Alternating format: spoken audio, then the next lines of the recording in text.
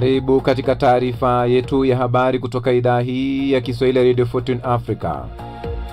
Tumekuandalia mengi ikiwa ni pamoja na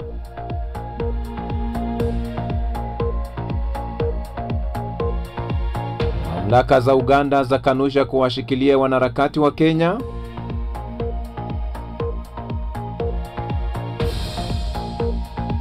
viongozi mbalimbali watuma rambirambi kwa Jane Goodall,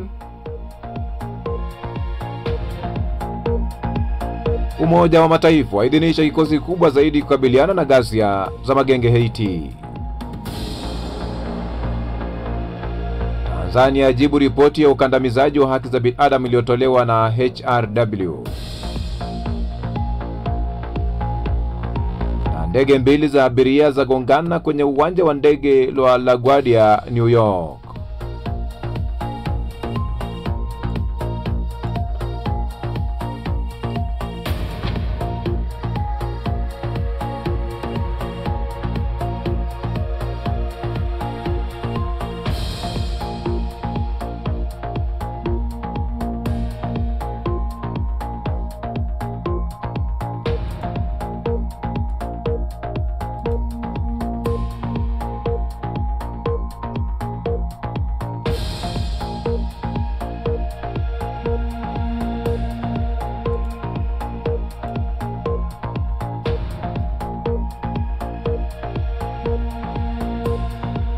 Naam.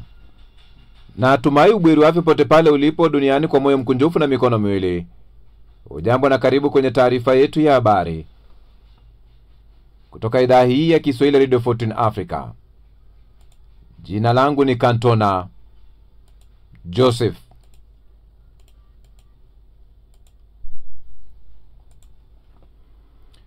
Mamlaka ya Uganda imekanusha kuwashikilia wanaharakati wawili wa Kenya wanaodaiwa kutekwa nyara jana Jumatano katika mji mkuu Kampala.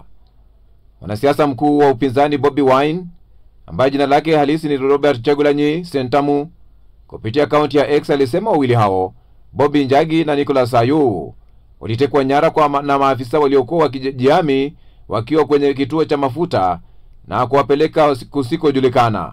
Hata hivyo, msemaji wa polisi Rituma Rusoke amefahamisha BBC kwamba wanaharakati hao wawili wa Kenya hawako chini ya ulinzi wa polisi.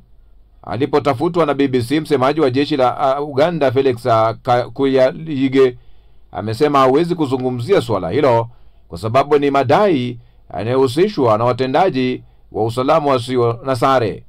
Pia alimpa Bobi Wine jukumu la kudhibitisha madai ya utekaji nyara na ni chombo kipi cha usalama akili ya endesha.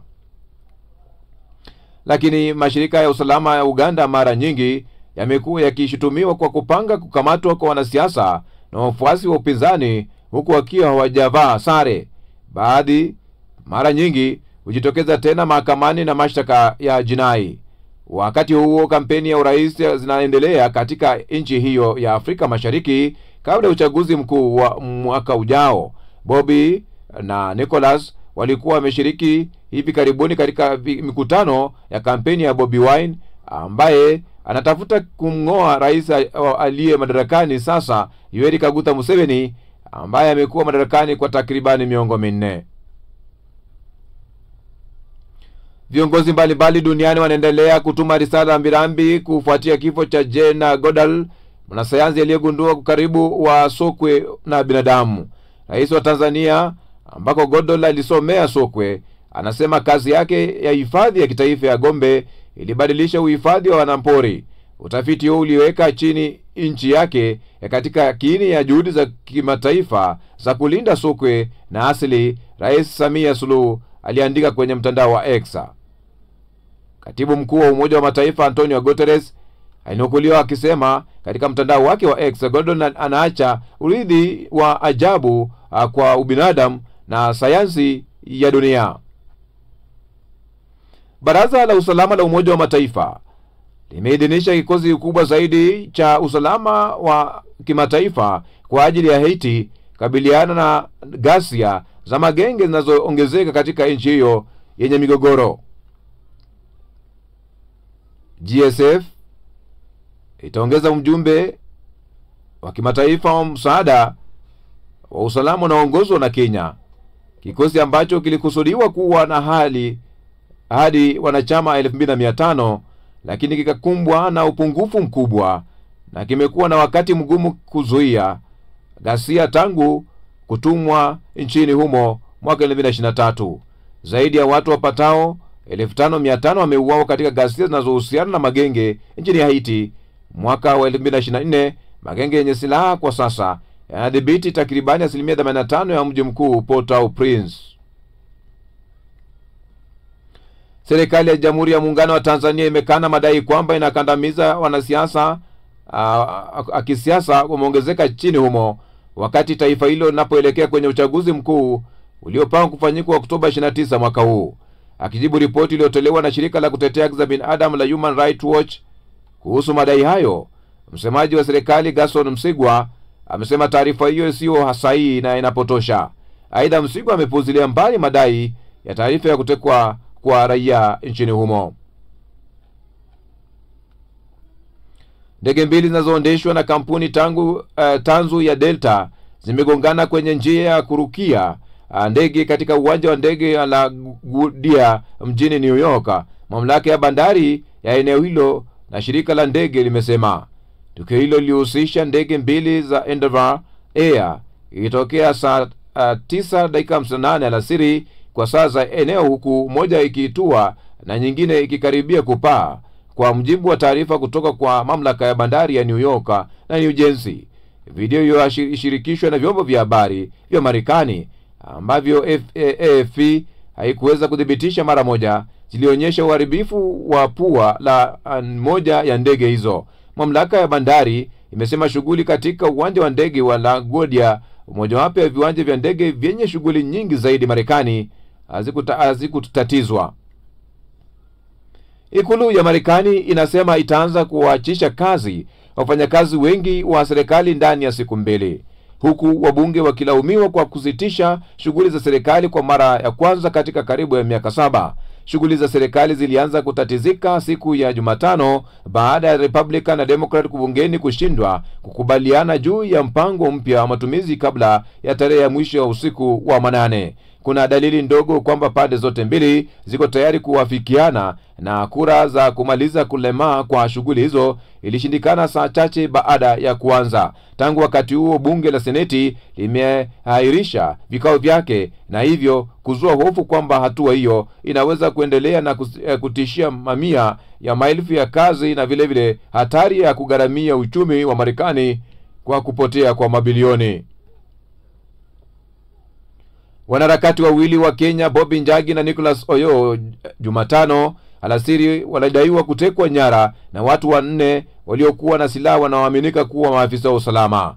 Wawili hao ambao walikuwa wamejiunga na kampeni ya mgombea urais wa chama cha National Unity Platform Bobby Wine mnamo Jumanne waliripotiwa kulazimishwa kuingia kwenye gari na simu zao kuzimwa.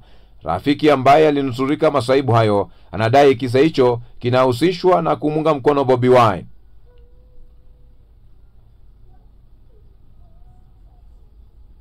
Watu 3 wamekamatwa nchini Tanzania kufuatia vurugu zilizozuka baada ya watu wasiojulikana kushambulia mabasi yaendayo haraka maarufu kama mwendo kasi. Kulingana na taarifa iliyotumwa kwa vyombo vya habari, watatu hao wanaendelea kuhojiwa na polisi, huku chanzo cha matukio hayo kikifuatiliwa na maafisa hao. Aidha, taarifa hiyo imesema kwamba watuhumiwa wengine waliohusika na tukio hilo wanatafutwa. Picha za video zinazosambaa mitandaoni awali zilionyesha baadhi ya vioo vya mabasi hayo na vituo vikiwa vimevunjwa baada ya kushambuliwa kwa mawe usiku wa kuamkia leo jijini Dar es Salaam.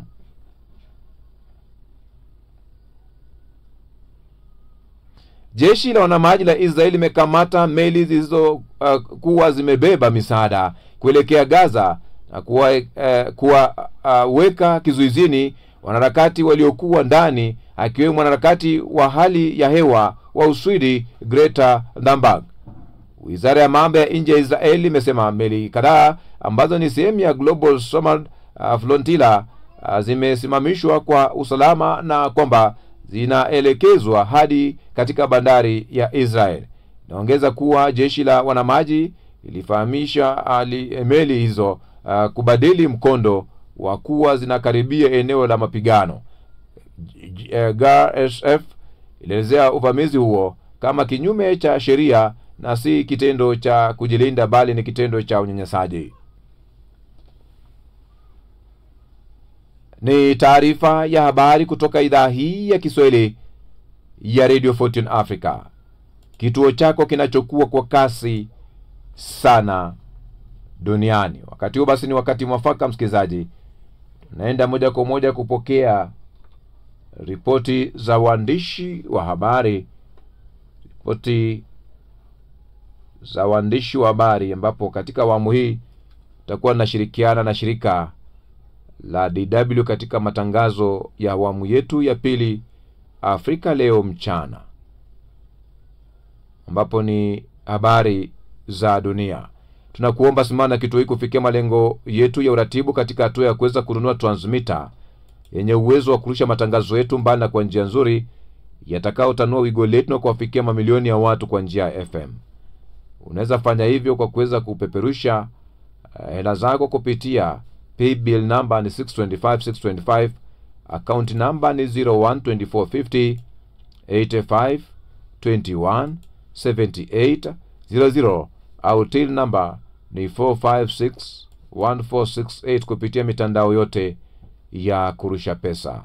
Hii ni idhaa ya Kiswahili ya Radio Fortune Africa. Mambo yetu, safari yetu, maisha yetu, tamaduni wetu na imani yetu. Sikiliza idhaa hii kwa vipindi bora, matangazo yenye tija, vile vile ukweli na burudani. Sasa hivi moja kwa moja naenda kupokea sehemu ya pili ya matangazo yetu, ambapo unaweza vile vile tembelea tovuti yetu cantona.digital.wordpress.com ili uweze kupokea habari zetu na makala. Tupo mbashara kutoka idhaa hii ya Kiswahili ya Radio Fortune Africa. Usisahau kujisajili nasi, subscribe, mkwaju follow ili kutufuatilia vizuri na unapokutana na matangazo yetu na like. Israeli imesema itawarejesha walio toka wanaharakati wa Ulaya waliokuwa kwenye msafara wa kuwapelekea msaada wa Palestina wa Gaza.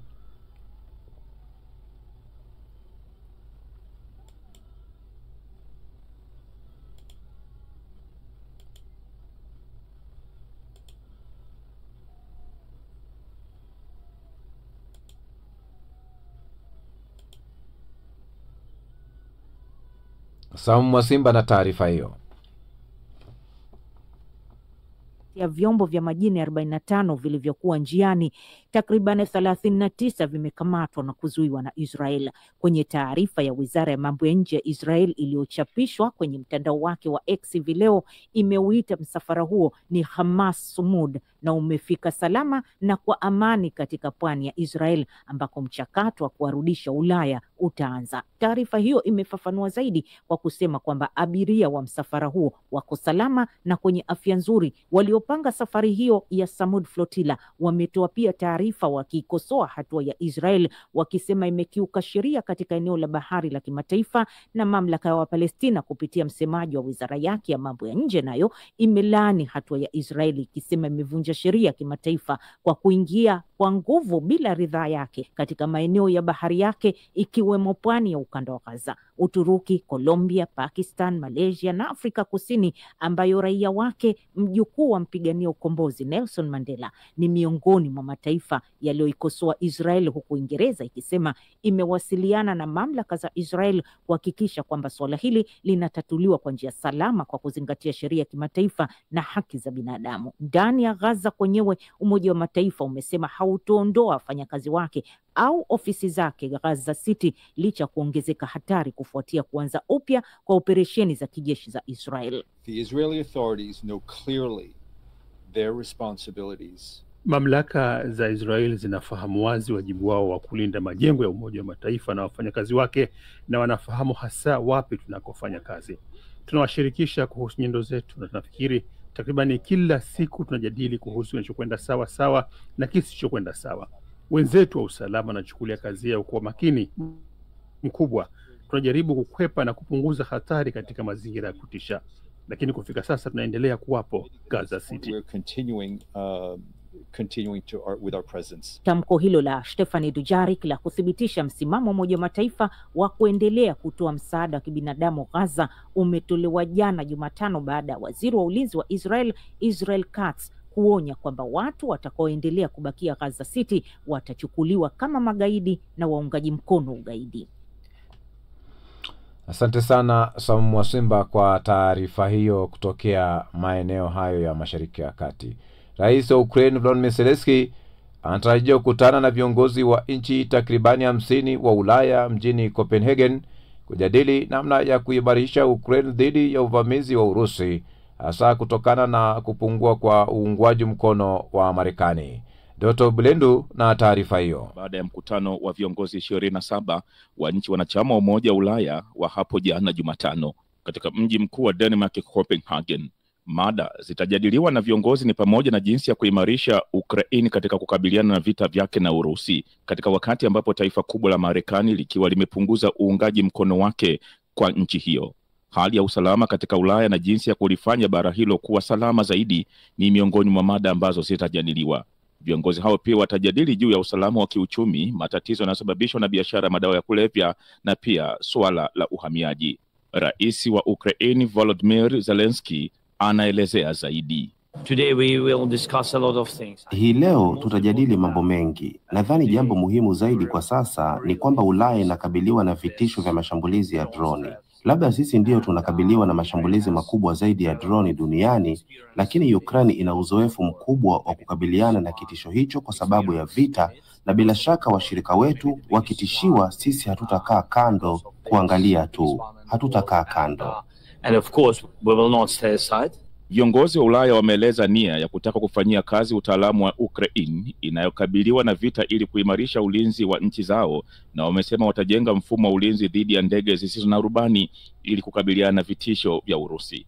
Matukio ya ndege zisizo na rubani nchini Denmark na droni za Urusi kukiuka sheria na kuingia kwenye anga ya Estonia na Poland ni hali inayoongeza hofu kwa mashambulio ya Urusi dhidi ya Ukraine yanaweza kuenea hadi nje ya mipaka ya Ulaya.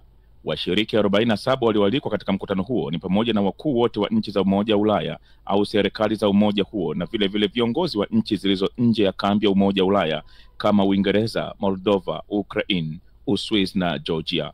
Aidha, wamealikwa pia wakuu wa mashirika muhimu ya Ulaya kama katibu mkuu wa NATO Mark Rutte. Urusi na Belarus hazijaalikwa katika mkutano huo. Asante sana Doto. Napozidi kusonga mbele ni taarifa ya habari kutoka idhaa hii ya Kiswahili Radio Fortune Africa. Ukweli na burudani tunashirikiana na DW Kiswahili.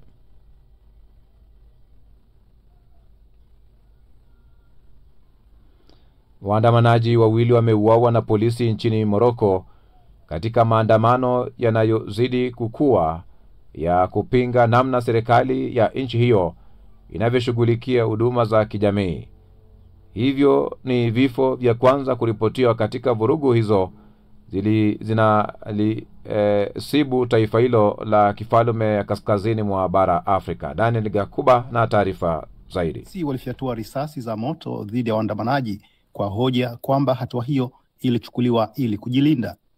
Shirika la habari la serikali ya Morocco lilinukuu taarifa ya mamlaka ya eneo hilo iliyosema kuwa watu wawili walioelezewa kuwa wafanya fujo wameuawa na polisi kwa kujihami. Taarifa hiyo iliendelea kueleza kuwa watu hao waliuawa wakijaribu kupokonya silaha kutoka mikononi mwa polisi, ingawa hakuna ushahidi wowote uliotolewa. Maandamano hayo dhidi ya serikali yanayoendeshwa chini ya vuguvugu lisilo na kiongozi la vijana watumiao mitandao ya kijamii yameishitua Morocco na yanaonekana kuwa makubwa zaidi kwa kipindi kirefu. Hadi katikati mwa wiki hii yameonekana kusambaa katika maeneo mapya licha ya kwamba hayajapatiwa ruhusa kufanyika. Washiriki wa vuguvugu hilo la vijana maarufu kama Gen Z wanalalamikia kile wanachokiona kama ufisadi uliopitiliza. Kupitia nyimbo na mabango wanapinga matumizi ya mabilioni yanayowekezwa katika maandalizi ya fainali za kombe la dunia la mwaka 2030, huku shule na hospitali zikiwa katika hali mbovu kutokana na upungufu wa bajeti. lakini nyimbo zao zilikatizwa pale ghasia zilipoibuka katika miji mbalimbali usiku wa kuamkia leo, kufuatia kamata iliyowazoa wengi kwa hali ya kipekee katika mikoa ambako hali ya ukosefu wa ajira na huduma za kijamii ni mbaya zaidi. Katika mji maskini wa Sale ulioko ng'ambo ya pili ya mto unaotenganisha na mji mkuu, shirika la habari la Associated Press lilishuhudia mamia ya vijana waliofunika nyuso zao wakichoma magari, wakiharibu mabenki na maduka, huku wakivunja vioo vya madirisha na kufanya uporaji. Hakuna polisi waliokuwa wakionekana kuzuia uhalifu huo. Haya hapa maoni ya baadhi ya wakazi wa mji huo. Wengi wao walikuwa watoto wadogo wasioelewa chochote, walikuwa hawajui wanachokifanya. Walichoma moto mabenki, wakapora maduka ya dawa, wakaanza kuzitumia dawa hizo. Hawana aibu, waliiba kompyuta, tumemwagia maji waache, lakini wapi, hawaambiliki. Nimeishi miaka 60 katika jiji la Izegane na sijawahi kuona vitu kama hivi maisha yangu yote. Sio watoto wa jiji hili, hawa wametoka nje kuja kutuharibia. Katika taarifa iliyochapishwa kwenye mtandao wa Discord, vuguvugu la Gen Z 212 linalo yaratibu maandamano haya liliwataka washiriki kuelezea hisia zao kwa utulivu na kukosoa ukandamizaji unaofanywa na vyombo vya usalama. Vuguvugu hilo lilisema kwenye taarifa hiyo kuwa haki ya kupata huduma za afya, elimu na maisha yenye heshima ni ya msingi na haishi tu katika kauli mbiu. Jumamosi iliyopita, Wizara ya Mambo ya Ndani ya Morocco ilisema kuwa maandamano hayo yasiyo na kibali yatashughulikiwa kwa mujibu wa sheria. Ilisema tayari washukiwa 409 walikuwa wametiwa mbaroni na maafisa 263 wa usalama walikuwa wamejeruhiwa. Aidha, kwa mujibu wa wizara hiyo, magari 142 ya vyombo vya usalama yalikuwa yameteketezwa. Asante sana Gakuba. Zikiwa zimebaki siku chache kabla wa Tanzania kujitokeza kwenye vituo vya kupiga kura, mijadala ya kisiasa imeendelea kushika kasi nchini humo. Baadhi ya wananchi wameanza kuonyesha hisia zao waziwazi dhidi ya utawala wa Chama cha Mapinduzi CCM, hasa pale panapojitokeza changamoto katika huduma za kijamii. Florence Majani na taarifa hiyo. Wakati wa Tanzania wakijiandaa kufanya maamuzi yao ya kumchagua rais, mbunge na diwani mnamo Oktoba 29, kauli tata zimekuwa zikisikika mara kwa mara miongoni mwa wananchi katika maeneo mbalimbali nchini, wengi wao wakieleza kuchoshwa na changamoto za kijamii ikiwamo huduma hafifu za maji, afya, ajira na usafiri, huku baadhi wakionyesha msimamo wao wa wazi wa kukikataa chama kilichopo madarakani cha CCM. Miongoni mwa matukio yaliyoibua taharuki na vurugu ni lile la vurugu katika kituo cha mabasi cha mwendo kasi cha Magomeni na Gerezani, ambapo wananchi waliyapiga kwa mawe na kuyavunja mabasi hayo, huku wakisema wazi wazi kuwa hawaitaki CCM. Nitaliana kishayo. Bora sikolale nyumbani. Yaani nipae mambo yangu mengine kwa ndapiga kura. Hamna kunishawishi kwa sababu hata ukipiga kura unapoteza muda wako bure. Anajulikana sana, hata upige usipige anajulikana nani atashinda. Hata hivyo, kabla ya vurugu hizo, hivi karibuni mkuu wa mkoa wa Dar es Salaam Albert Chalamila aliwataka wananchi kupunguza jazba na akasisitiza kuwa kuikataa CCM hakusaidii. Tumeona baadhi ya klipu wanasema hatuitaki CCM, hatutaki mama. Mimi naomba niwaeleze ukweli kwamba hizi ni hasira za muda mfupi. Wachambuzi wa masuala ya kisiasa wanasema dalili hizi ni ujumbe mzito kwa vyama vyote, hasa chama tawala, ya kwamba mabadiliko katika mfumo wa uongozi na uwajibikaji hayaepukiki. DW imezungumza na mchambuzi wa masuala ya siasa Dr. Revocatus Kabobe kutoka Chuo Kikuu Huria cha Tanzania. Kwa wananchi kutamka kwamba hawaitaki CCM, mimi naona mawili, yawezekana hawaitaki kweli au wanataka wawajibike kuwatimizia ile wanayohitaji. Kadhari kwa vyombo vya siasa, hata Chama cha Mapinduzi ambacho kimetajwa hadharani, ni kuwa macho kuona wanapohudumia wananchi wake, wasikubali wananchi wafike level ya kuwakataa hadharani. Mara tu baada ya vurugu hizo za jana, Rais wa Jamhuri ya Muungano wa Tanzania Samia Suluhu Hassan alifanya mabadiliko makubwa leo kwa kuwaondoa wakuu wa wakala wa mabasi ya mwendo kasi DART, ambaye ni mtendaji mkuu Athumani Kihamia na mkurugenzi mkuu Waziri Kindamba, na nafasi zao kuchukuliwa na Saidi Tunda Habibu na Pius Andrew Ngingo. Kadiri siku ya uchaguzi inavyokaribia, kauli na mitazamo ya wananchi inaonekana kuwa ni kioo cha matarajio ya mabadiliko. Swali kubwa ni je, sauti hizi zitatafsirika vipi kwenye sanduku la kura? Florence Majani, DW, Dar es Salaam. Asante sana Florence Majani ukiwa maeneo ya Dar es Salaam, Tanzania, ambapo ni hatua kuelekea uchaguzi. Kwa kina mama wanaojifungua kabla ya wakati au wanaoshindwa kutoa maziwa ya kutosha kutegemea maziwa ya kopo ambacho ni chakula kilichotengenezwa na kuuzwa kwa ajili ya kuwalisha watoto wachanga walio chini ya umri wa miezi 12. Mara nyingi huambatana na aibu na wasiwasi kuhusu ubora wa lishe.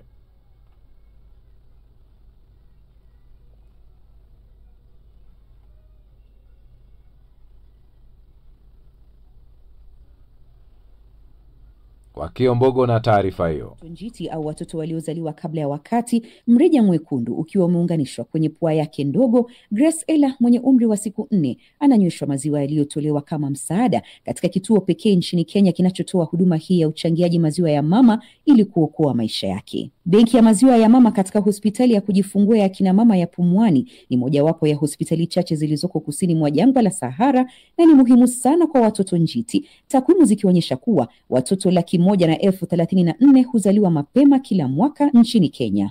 Benki hiyo ya maziwa ya mama jijini Nairobi ilianzishwa mwaka 2019 kwa msaada wa ufadhili wa Uingereza na shirika la kimataifa la PATH linalojihusisha na ubunifu wa kuhakikisha usawa wa kiafya. Inawawezesha watoto kama Grace Ella kunufaika kutokana na ukarimu wa wazazi wengine. Margaret Adhiambo, mama yake Grace mwenye umri wa miaka 28, ameliambia shirika la habari la AFP alivyofurahishwa na mpango huo, ingawa hakuwahi hapo kabla ya kujifungua mwanawe mapema akiwa na ujauzito wa wiki 30 kuusikia. Hata hivyo, anasema, kabla sijakubali nilikuwa na wasiwasi kwa sababu nilihisi kama nilishindwa kumpa mwanangu maziwa yangu mwenyewe. Akina mama wanaojifungua kabla ya wakati mara nyingi hushindwa kutoa maziwa na hulazimika kutumia maziwa ya kopo ambacho ni chakula kilichotengenezwa na kuuzwa kwa ajili ya kuwalisha watoto wachanga walio chini ya umri wa miezi 12. Maziwa hayo yanaweza kuwa na lishe duni na kuongeza hatari ya maambukizi. Lakini Margaret anasema yamemsaidia kwa sababu binti yake hakubaki njaa, angalau alipata chakula.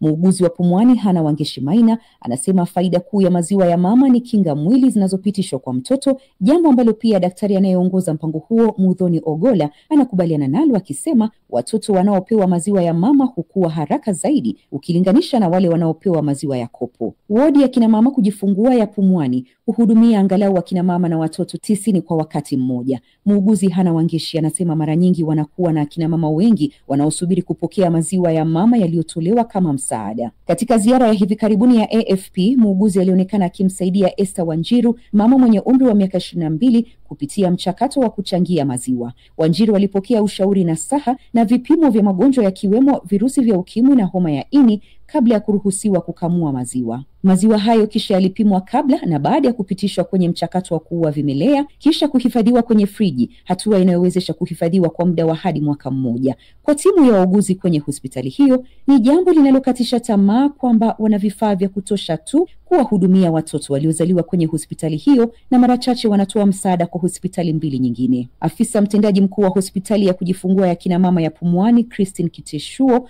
anasema ingawa maziwa ya mama ni nafuu zaidi kuliko maziwa ya kopo, vifaa vinavyohitajika ni ghali na hupatikana tu barani Ulaya au Marekani, jambo linalowaletea ugumu wa kuvinunua. Asante sana wa Kiombogo. Tunapozidi kusonga mbele ni kwamba, mpenzi msikilizaji, tunakuomba simama na kituo hiki, kituo kipi Radio 14 Africa kufikia malengo yake. Uratibu kwenye hatua ya kuweza kununua transmitter ya kuweza kurusha matangazo yake mbali na kwa njia nzuri yatakao tanua wigo letu na kuwafikia mamilioni ya watu kwa njia ya FM.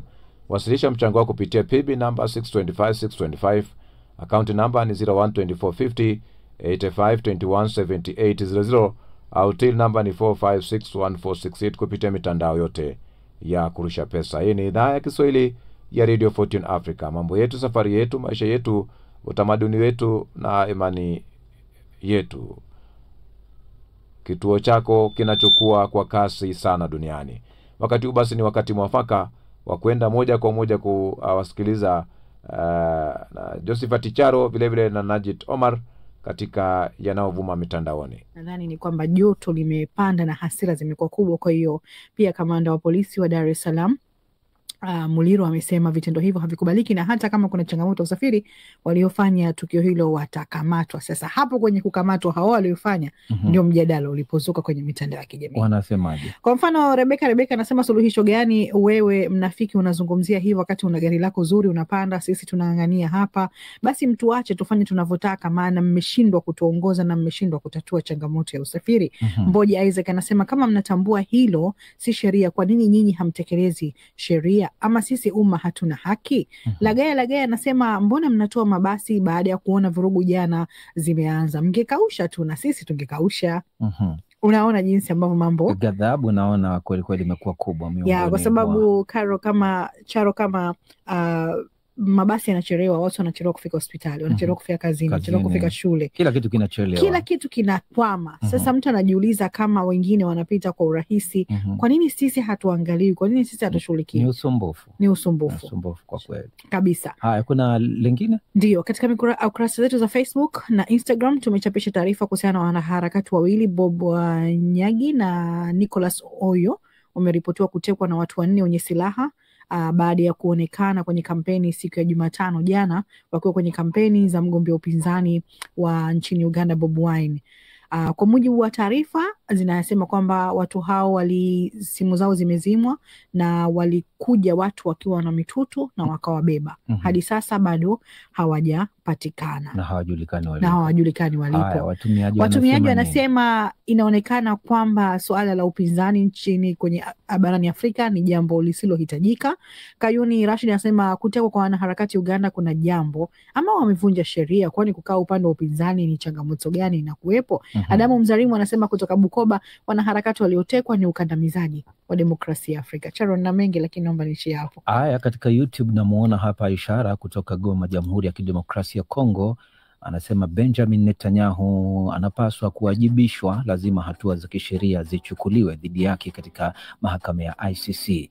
Deusdedith Malia akiwa kule Moshi Makunduchi, Tanzania, anawahimiza Watanzania wote tuilinde amani ya nchi yetu kuelekea uchaguzi mkuu wa Oktoba 29 ili uwe wa huru na haki. Robinson Kachumita Kerwa akiwa kule Kagera ule, ninawapata kwa uzuri kabisa nikiwa hapa Kerwa mkoani Kagera, hakika mnavuma kwa kishindo. Asante sana Robinson kwa niaba ya wenzangu wote. Alois Samba Sekei kule Arusha, Tanzania, kuzuia misaada kwa Gaza kunasababisha mateso kwa raia wasio na hatia. Wanaharakati waliokuwa wakipeleka chakula walikuwa wakibeba msaada muhimu. Hatua hiyo ni changamoto kubwa ya kibinadamu.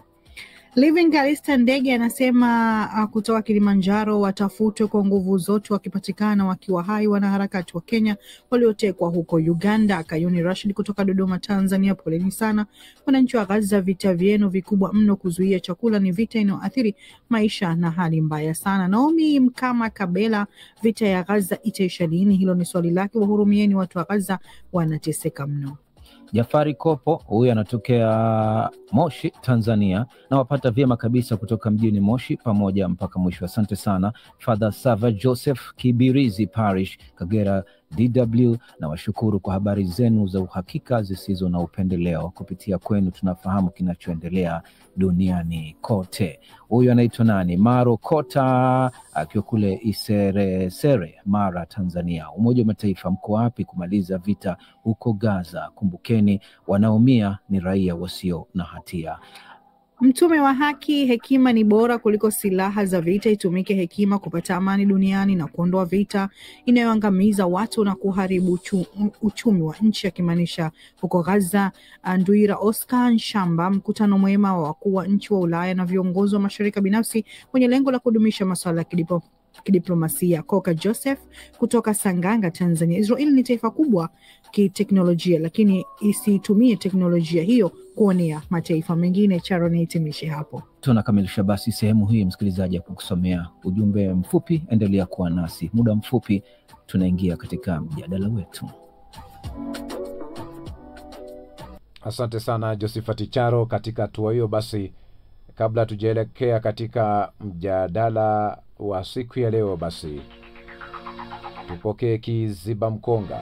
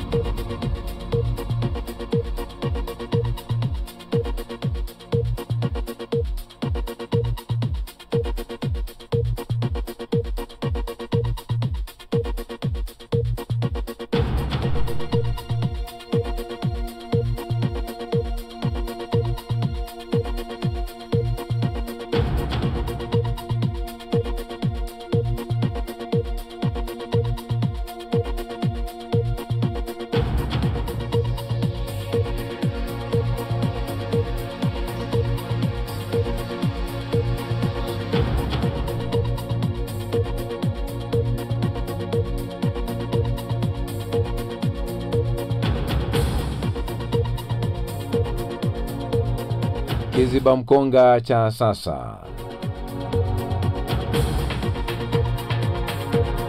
Wakati kwenye maandiko ndoa ilikuwa mke anamfahamisha bwana wake my lord.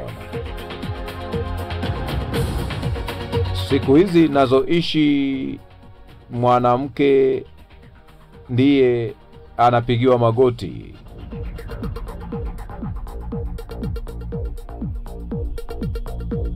Chimbuko kuu ni kwamba uoga wa kubeba majukumu kama baba wa familia, wanawake kuona kwamba sasa wao wamefika na kuweza wako na uwezo wa kuwaongoza wanaume. Anachokisema ndicho kinapita, cha mumewa kipiti. Elimu duniani kuhusu maisha ya ndoa kwamba ni 50-50. Kiburi cha uzima, kwani kuishi single bei gani?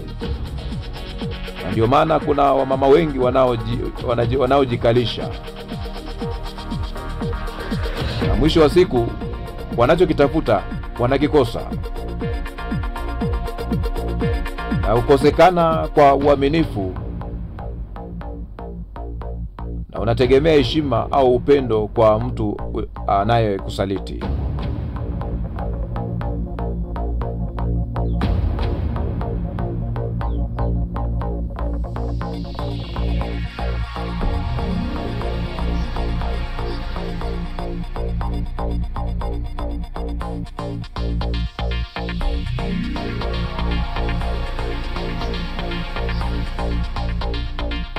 Tukisoma Biblia, wakati wa Nuhu waliokoka watu 8 tu kwa gharika, inaonekana ni kama story. Tukifahamishwa wakati wa Sodoma walipona watu 3 tu mji mzima, kama story tu. Tukifahamishwa Babeli watu 3 tu waligoma kuabudu sanamu, ni kama story. Ila kwa kweli haihitaji demokrasia wingi wa watu zaidi. Wachache hao wanaonekana na ndoa za kishamba, Mungu atawaokoa hao.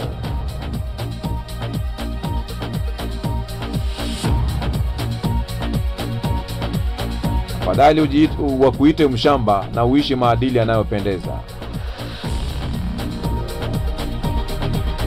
Na hicho ndicho kiziba mkonga cha sasa.